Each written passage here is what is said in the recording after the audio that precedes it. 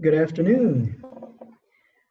Welcome to Camp Kalakwa, a virtual Camp Kalakwa today. So someone's picking up someone at the deck here. Just turn your volume down. No, it wasn't. There we go. Well, that's interesting. Charles might be able to help with that. So we're looking at starting out today with Rivers and Streams Honor, with Pathfinder Honor. My name is Keith Nelson. I'm the Wildlife Sanctuary Director here at Camp Kalakwa. And the beautiful thing is we've got gorgeous weather. We're missing you and the people. So hopefully you can come up to our Pathfinder Honor weekend, January 15 to 18. Be ready for that and keep that in mind. Time is of the essence here, so we're not going to wait too much longer for some people to check in, but we're going to see who we've got and begin. What I'm hoping that you have is the ability to communicate, typing yes or no. You might be on mute, so that if there's only a couple, we might unmute everyone. We'll see how it goes here. But we need you to be able to type and see the worksheet. Tell me whether or not you have been able to download and print the Rivers and Streams Honors worksheet. So in order for you to get credit for this honor this afternoon, you're going to have to complete the worksheet that I've posted on the iRed Zone website. And when you've completed it with this session today, you can take that completed sheet to your director for proof of honor. So if you don't have that worksheet, find it on iRed Zone under Rivers and Streams, or let me know here. Otherwise, we're going to assume you have it and we're going to dive right in. Again, my name's Keith Nelson. If you're just joining us on Facebook, welcome. We're at Camp Kalakwa, Florida, and we're going to be covering some honors this afternoon right here live streaming out of the camp. Camp Kalakwa is in transition, starting to accept guests, so you're welcome to log on, make reservations. We're going to miss our summer campers to start with, but we're glad that you're with us here this afternoon. Happy Sabbath. To start with, let's bow our heads for prayer. Kind Heavenly Father, we thank you so much as the creator of all things that you've made this day for us and the opportunity to learn about your creation. Today, as we study rivers and streams, give us your wisdom, your insight, and thank you for your beauty and the beautiful world you've made. In Jesus' name, amen. We're going to kick off with Rivers and Streams, and Camp Kalakwa has their very own right here. To where Hornsby Spring feeds about 120 million gallons of water a day on a good day. We've been in a little bit of a drought lately, but the truth is we do have a river flowing, and there are people that can still canoe on it and see the beautiful animals and diversity and biodiversity of life that is here. Rivers and Streams starts with a simple question at the very front, and they want you to be able to distinguish rivers and streams biomes from other water or aqueous biomes. I love the words they use in these honors. We're going to teach you as we go, since I'm a science teacher, but aqueous means water. Let's see what we need to do to change the screen. Am I in the corner? I may, all right. Okay, so we're going to switch now and do a screen share. If we can. And I'm going to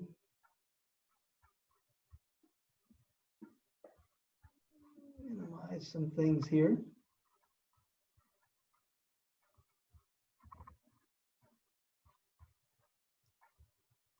And we're going to share screen. Let him know I can't share screen. Let him know I can't share screen. Charles, yeah. Okay, I can now. Looks good.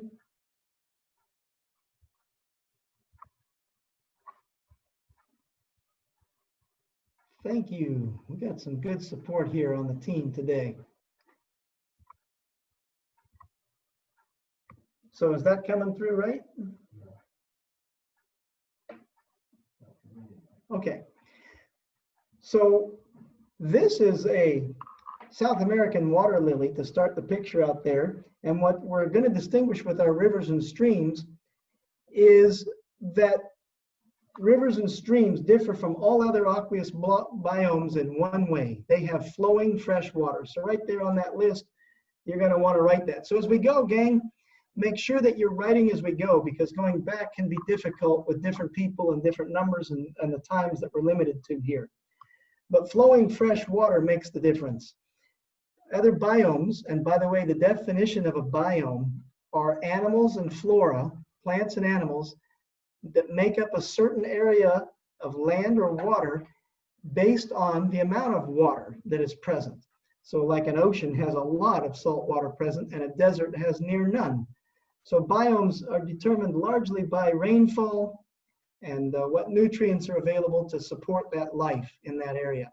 And flowing freshwater biomes are what we're studying today. This is where it gets kind of fun. We're going to do some definitions, and although definitions can be boring, I've got to give you some humor here and tell you that a lot of these words that they have in this Pathfinder honor are rather arbitrary, that is random. What that means is there is no book definition on the size difference between, say, a river or a stream. So as you see the words come up on the screen, the answers on your worksheet that you can be filling in are there.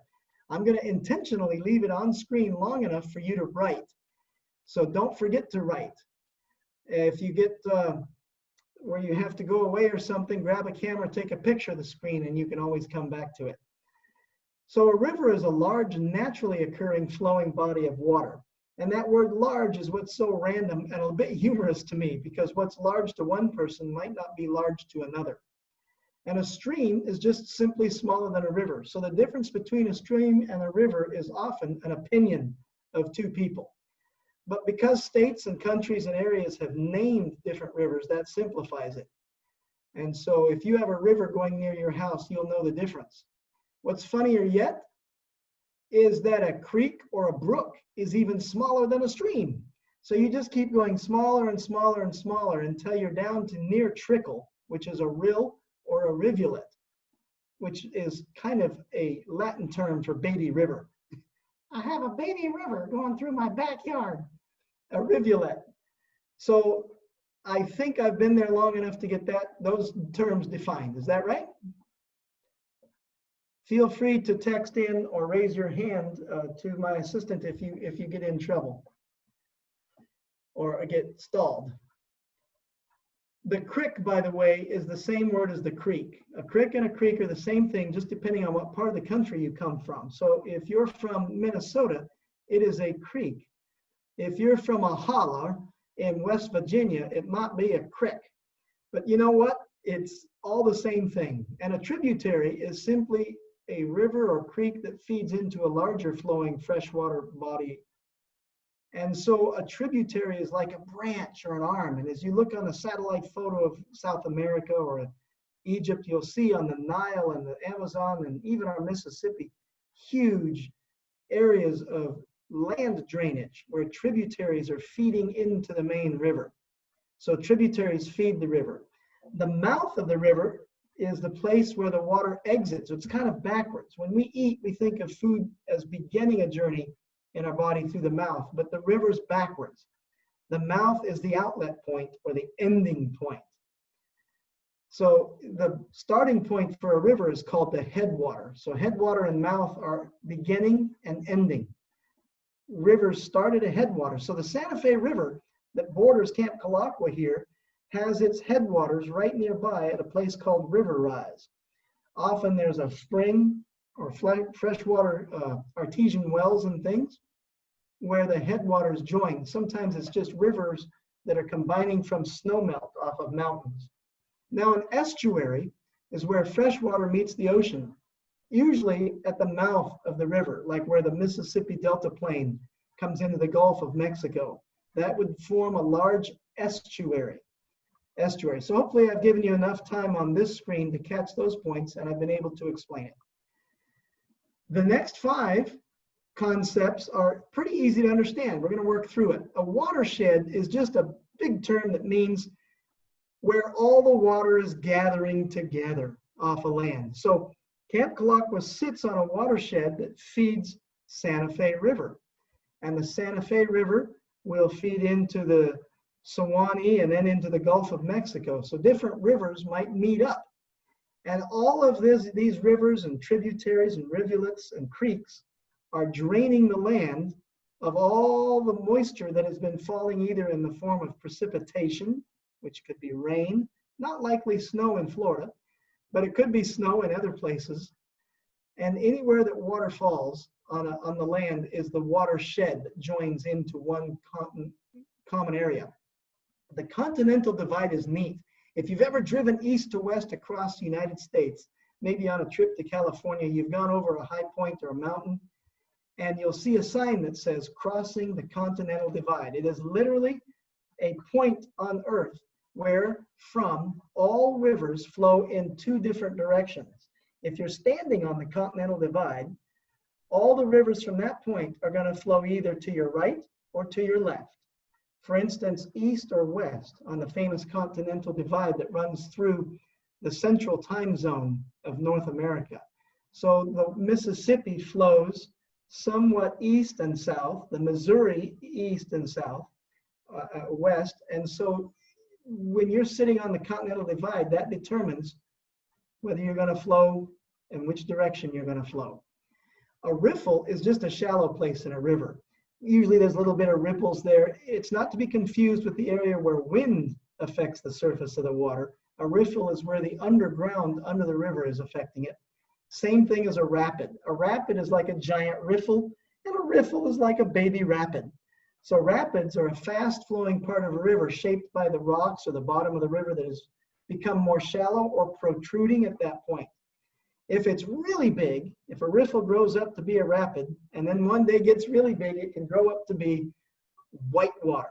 And whitewater rapids bubble and froth, and they have classes of them. I think there's 6 or 7 classes. There used to be just 5, but a class 4 or 5 is pretty harrowing and scary to pass through, even in a big inflatable raft. Canoes or kayaks sometimes will risk it, but maybe you've been whitewater rafting.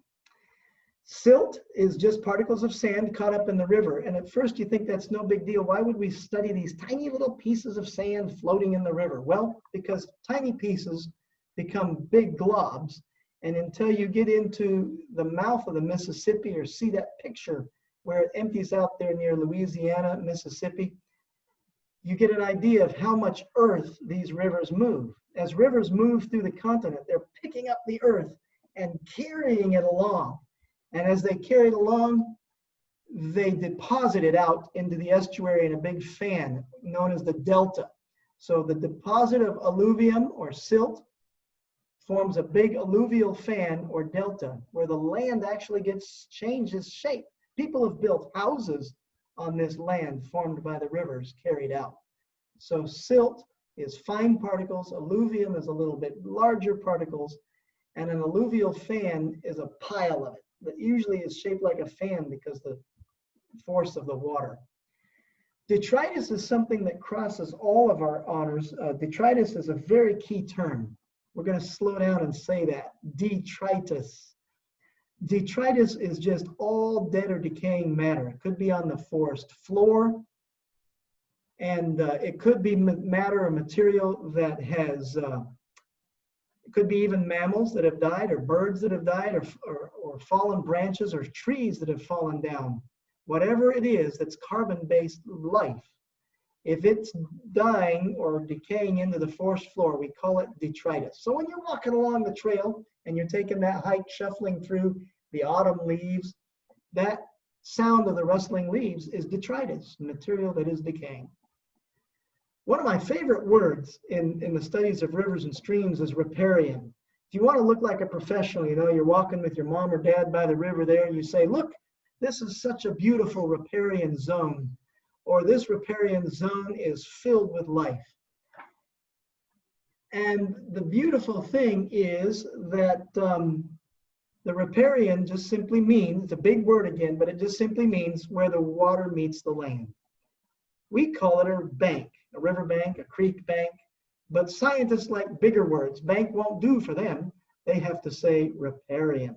Now, it was brought to my attention that the word delta is not on your sheet. So please go ahead and write that in, DELTA, and you can write the definition there. You can add it. We don't want to get it left off.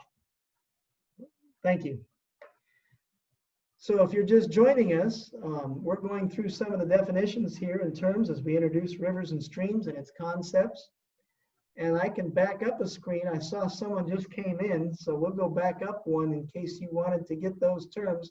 Make sure you have the worksheet printed off so that you can follow along. And I can return to a slide when we're done if you need me to. But as we continue on now, we're done with the terms. So you should have letters A through S roughly for the terms. And now we're going on towards the concepts of that mouth and that headwater that we talked about earlier. And I wonder if see if I can get my tech support here to help me. Why is this not showing right? Because I'm doing a screen share. My PowerPoint is not the right aspect ratio for my screen, and it's not projecting. The words are cut off. Probably not too crucial on this particular slide, but it's going to come into play real fast on some others. Okay. I wonder if I can do anything about that. Not right now. Hopefully we can fix that by the time we get to the next slideshow. I don't know why the aspect ratio is all wrong. So the headwater is where the river starts, and the water is usually colder. So on your chart, you can follow along. The first chart is definitions that define the physical properties. The second chart are some species that you're going to find different in rivers and streams. You'll know how close or how distant you are from the headwaters or the mouth based on things like oxygen content, salinity, which means how much salt is present. But in the headwaters, where it starts, it's just coming out of the ground or just melting snow. So it's logical to assume it's going to be cold and clear. And cold and clear water carries more oxygen than the warmer, slower moving water. When water slows down, it tends to lose its oxygen. And at the mouth, where it finally dumps into the ocean, it's like a tired river. It's run out of oxygen, and it's full of sand and silt and dirt that it's picked up along the way. And of course, it's warmer because it's been exposed to a lot of sunshine and daylight along the way. So then the species that are different. Well, obviously, a biome is going to be different, and the animals are going to be different based on the environment. Just like some people like to live up in the cold and some like to live in the south, like me. I'm okay not seeing snow for a while. The trout prefers the colder water, where catfish prefer warmer water. Probably because the catfish feed on detritus and waste from other animals, and so that warmth is going to be a place that forms with the mud flats and helps them hide. Heterotroph is a really big word that simply means those things that feed on other things. Troph means to have food, and hetero means to get some different food. Autotroph being the opposite. If you're an autotroph, you make your own food. You're a plant, you're algae, you're grass.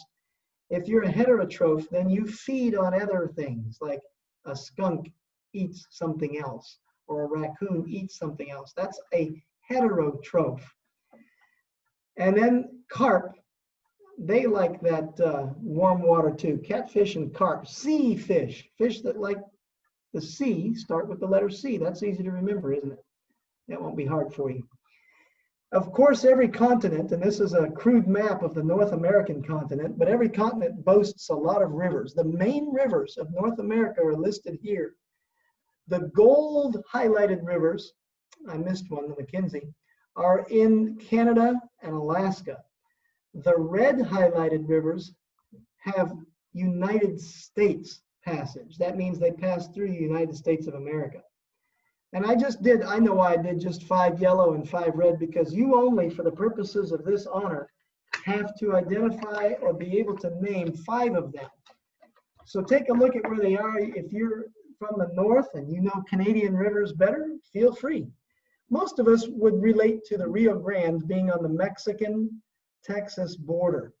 That's an easy one. We think about the border crossing. The Rio Grande River comes into play there a lot. Some people try to swim it. Some don't make it. Then there's the Colorado River coming out of the Baja of California. It flows down and empties there in the Baja. That's the mouth in the Baja.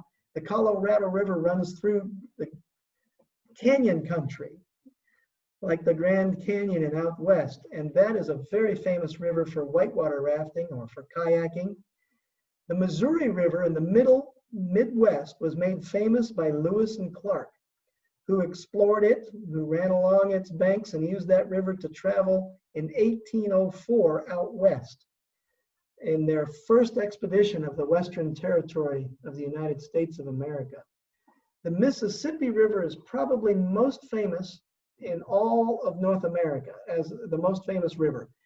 Authors, writers like Mark Twain, whose real name is Samuel Clemens, probably wrote about these rivers as they were on the western foreground of the eastern United States. In other words, when the first settlers came, the Mississippi River was sort of a boundary or barrier to get across and wasn't crossed largely for a long time. It empties into the Gulf of Mexico, like we mentioned earlier, and a lot of explorers came along that river, and I'm going to give you their name in a minute. The Ohio River is the most eastern of the large North American rivers.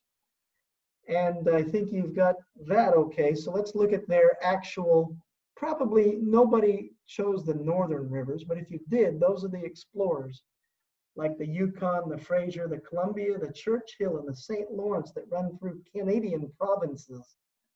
Those are the explorers. For the explorers that ran through North America, you have a ton of them. You don't have to pick the ones I have. If you like the Colorado River, you can go research the explorers. I mean, you've got even Cortez getting out across that way. And Ponce de Leon was crossing into the southeastern United States. His name isn't even here. But these are simply the ones that first discovered, wrote of, or identified these rivers. The Frenchman, Louis Joliet, was the first one to write about and discover the Mississippi River.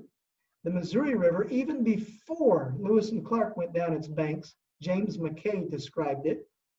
And Hernando de Alarcon knew about the Colorado River and had actually attempted to map it before, even before some of the explorers in the Midwest.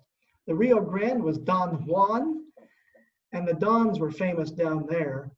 If you had money and owned a lot of land, you were known as a Don. So that could have been more of a title than a first name. And the Ohio River was LaSalle. And hopefully you had time to write and identify some of those. I encourage you to do more than answer, but to look up the history of some of these exciting explorers. Why did they go there? What did they do for a living? James McKay, I believe, was a trapper. And Don Juan was a landowner and had a lot of, well, he had some more means than the average human being at that time. And he had some people, servants and things that would help him travel. So there's so much history that we're shooting over there for the interest of time as the clock continues to tick. So we'll stay on track. And again, we're moving on now to number 5 on your worksheet, as I've outlined by the one that I gave you. And it says, what is an Oxbow Lake anyway, and how is it formed? Oxbow Lakes are neat, weird things. They were part of a meandering river system at one point. And then the river jumped the bank at a narrow pinch point or neck and made a shortcut. And that loop of the river, or meander or turn, got left out. Kind of like the poor kid in the classroom that gets left out of all the activities and sits in the corner. So this Oxbow Lake is on the side, all left out. And over time, the river ignores it and finds a new course, usually in softer sand, or maybe there's a sinkhole that formed. Sometimes oxbow lakes are formed by man-made intervention with dams and things that we do to change the direction and divert a river's flow. But an oxbow lake is an old bend in a river. For lack of scientific depth, we're just going to go simple. It used to be river bend. And that picture there, I believe, is coming out of Kentucky, and it's one of the more famous ones. And from the air, you can really see them and make real sense of an oxbow lake. Now we're going to get to some of the flora and fauna, most specifically the fauna of the rivers and streams. 5 fish that live in a river. Now, I'll be honest with you, I'm not a fisherman. I specialize in mammals or reptiles, and I've gone fishing a couple times in my life. And so recognizing fish is difficult for me, partly because they all look different when you look at them from the surface of the water, a canoe or a boat. But this is a great picture here of, I believe that is some salmon, Chinook salmon. And then the brook trout, the bass, minnows, of course. Some of you have them in fish tanks in your house. Catfish, an unclean fish, warned in the Bible not to eat because they feed on the waste products of other fish. And salmon are your 5 most common denizens of the river or residents of a river. Then there are specific trees that prefer to live along a river's edge. Because a river supplies water, you would think all the trees in the world would want to be growing by its shore or in the riparian zone. Remember, riparian means riverbank, where the water meets the land. So trees, you would think, would thrive there, but that's not the case. Some trees that live too close to a river will get what's called root rot or a fungus because of the high moisture content. So there are trees that really suck up the water and enjoy it and need it, that God designed to be along riverbanks, and others that need to grow a distance from the river's edge. So the 5 most common North American river and stream trees are the alder, the willow, the cedar, the cattail, and the lily. I really left cypress off here. You can add it. Cypress is another big one. The cypress is one that requires constant water, and they are usually found in more of a swamp than a river or a stream, but cypress can grow along the rivers and streams as well. So alder, willow, cedar, cattail, lily, cypress, and you can even find more, but it's not necessary at this point. Birds. Birds are in the group, the order, let's see, these are, ornithology is the study of birds. So there's a bunch of orders. I love to study the taxonomy of birds. This is a picture of a bald eagle that doesn't get that white head or white tail until it's at least 4 years old in maturity. They get mistaken for a golden eagle with brown head, but it's bald not because of its head, but because of its feet and legs are not covered with feathers like other birds. They have bald feet, and so it gets the name bald eagle. Another common river bird is the great blue heron, probably the most famous, most common in all of Florida. You'd be hard-pressed to find a river without a great blue heron on it in Florida. Very tall, gray bird that hunts fish and eels along the riverbanks. It'll even put down snakes and baby gators. It's a pretty good-sized bird. The belted kingfisher, the mallard, and the osprey. The osprey is the best fisherman. They can, when an osprey goes fishing, they're successful 8 out of 10 times, where a bald eagle is only successful 3 to 4 out of 10 dives. The osprey is the most professional fisherman in the bird world. Here's some mammals. Everybody's favorite is the otter. The otter is fun to watch it play. They're very, very smart and tricky. And the raccoon will often live near water, a river or stream, so that it can wash its food and hunt crayfish and eat some of the clams along the banks.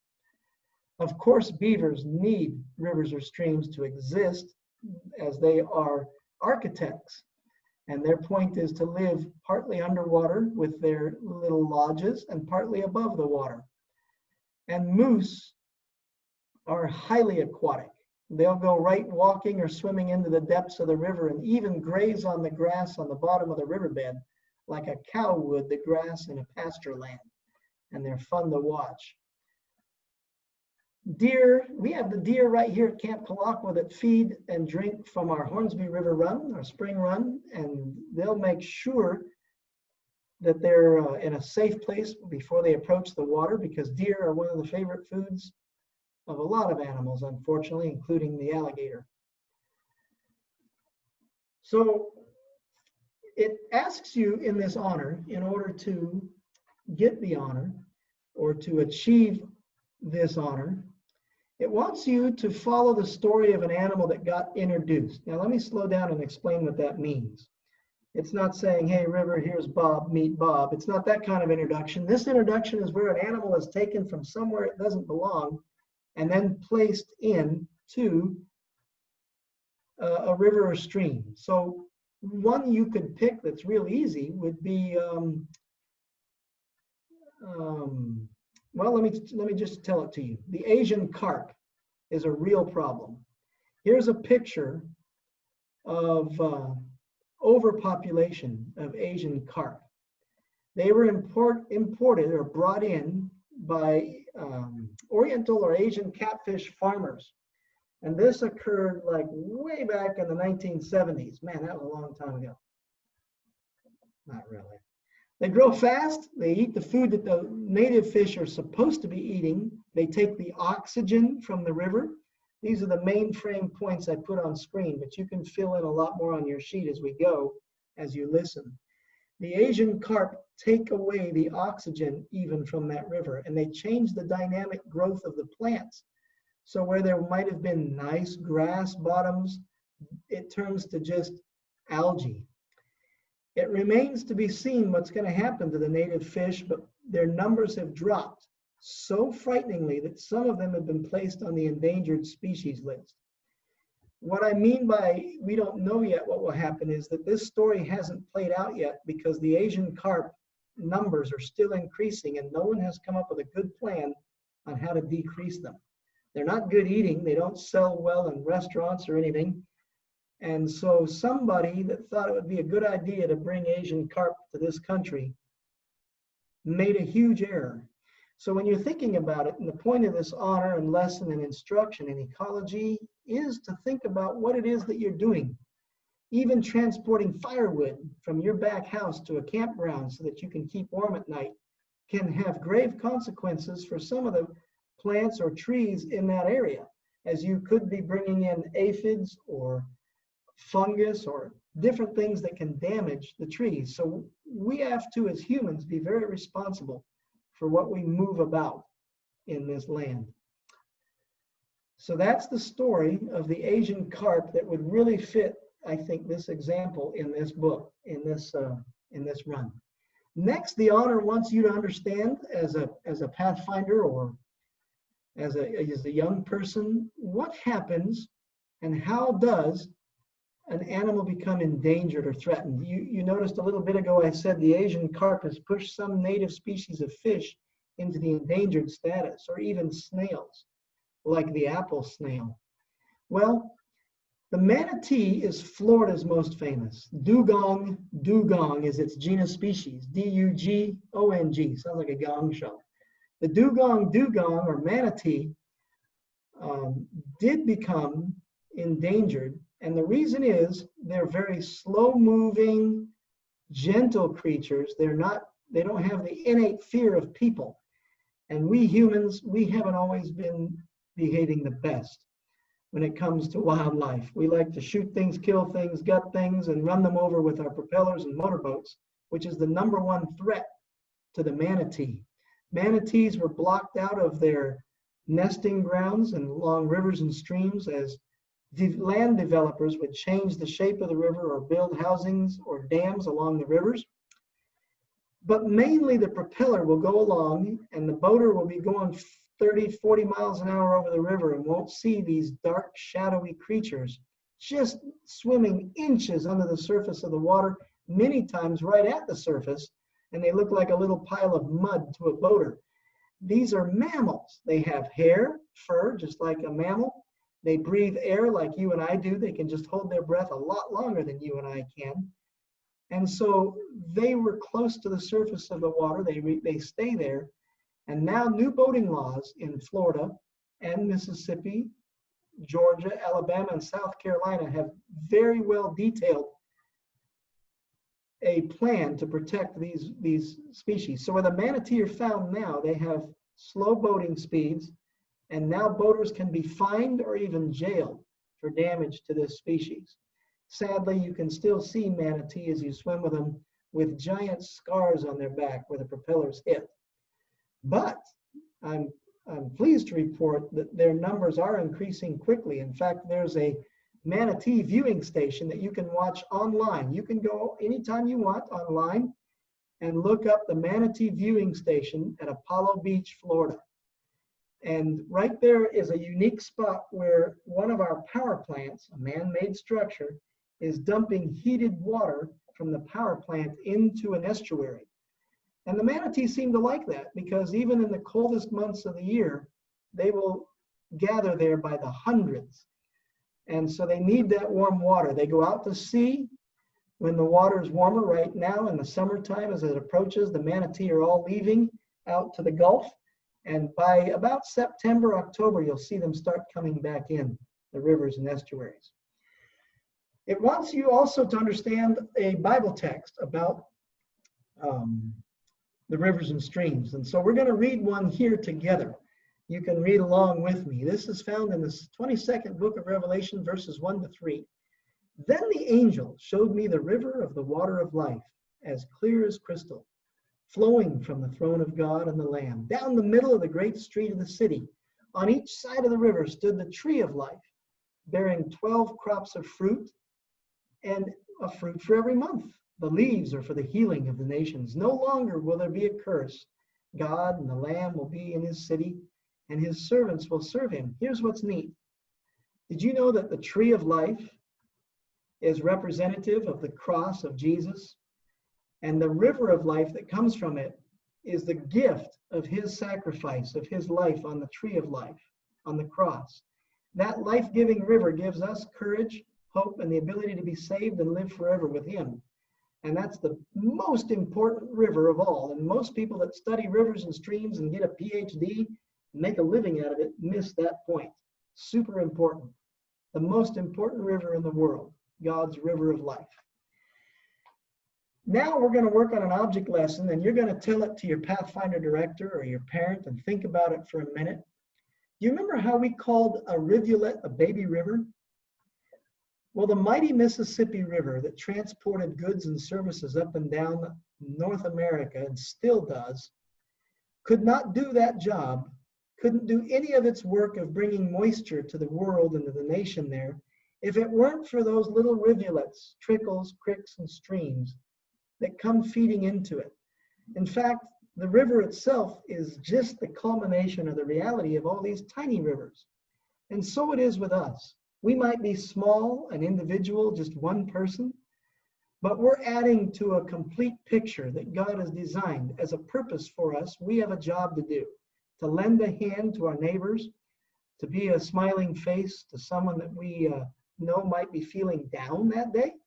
And so the reality is that each one of us are like a little creek or a rivulet that, given our little lives, actually make large contributions and become a powerful force on this earth when we work with others, when we join with others in their ministry of teaching or sharing about God.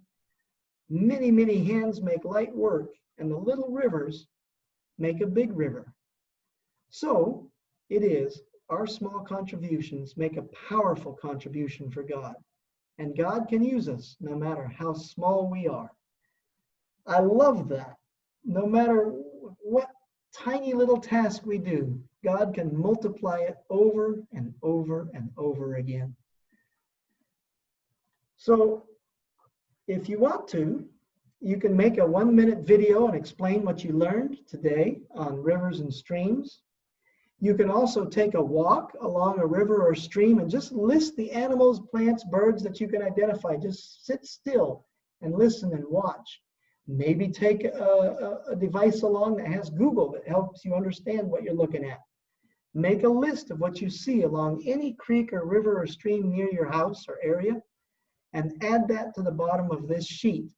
And if you do that, you will have completed the Rivers and Streams honors. And if you need a few slides repeated, I'm going to go back to the beginning and shoot through a few in the couple minutes remaining. But you can turn in your completed worksheet to the director, and you can, is that in this one? No, it is. Let's see if I missed something here. It is. I missed number 12. It's a good thing I have a participant along. We wouldn't have even completed all these steps if we hadn't remembered this one. The honor says it's our job not only to understand the river of life in Jesus from the book of his word, but as is common with Pathfinders, we love to sing. And so today we're going to sing together.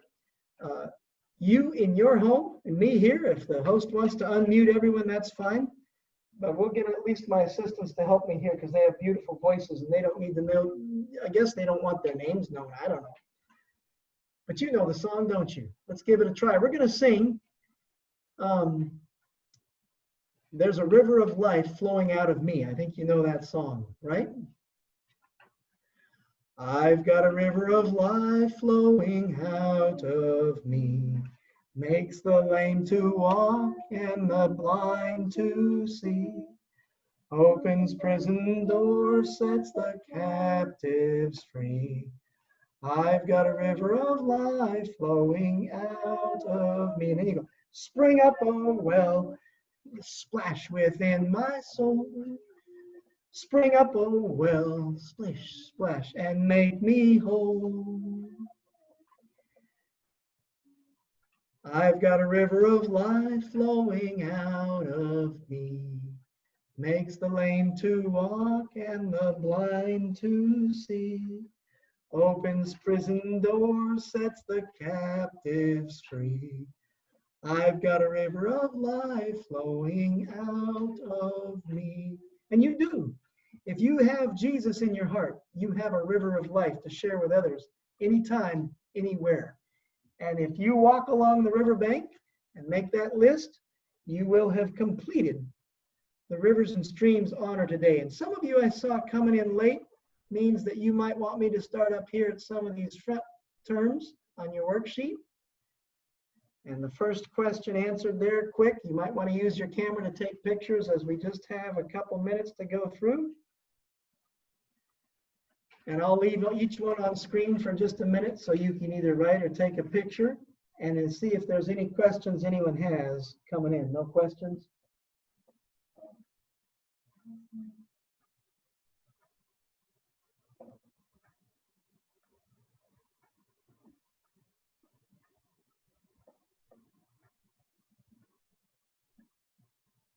There's another screen.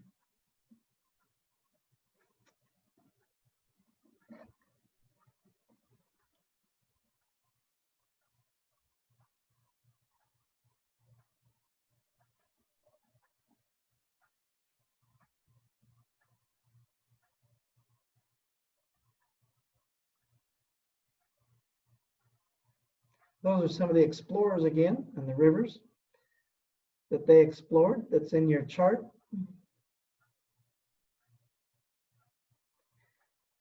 And by then, I think most people have joined in. So again, I want to say a big thank you if you joined us today for the Rivers and Streams honors. If that's the one that you wanted, it's a pretty little patch. It'll look sharp on your sash. And I thank you for joining us at Camp Kalakwa during iRed Zone here with Keith Nelson, the Wildlife Sanctuary Director. I invite each one of you to come and see us here. And later you can see tours on Venmo, some videos posted, or on the Red Zone site later we'll have some videos sent in to them of the sanctuary, wildlife sanctuary, and the nature center. You guys have a happy Sabbath, and thanks again for joining us.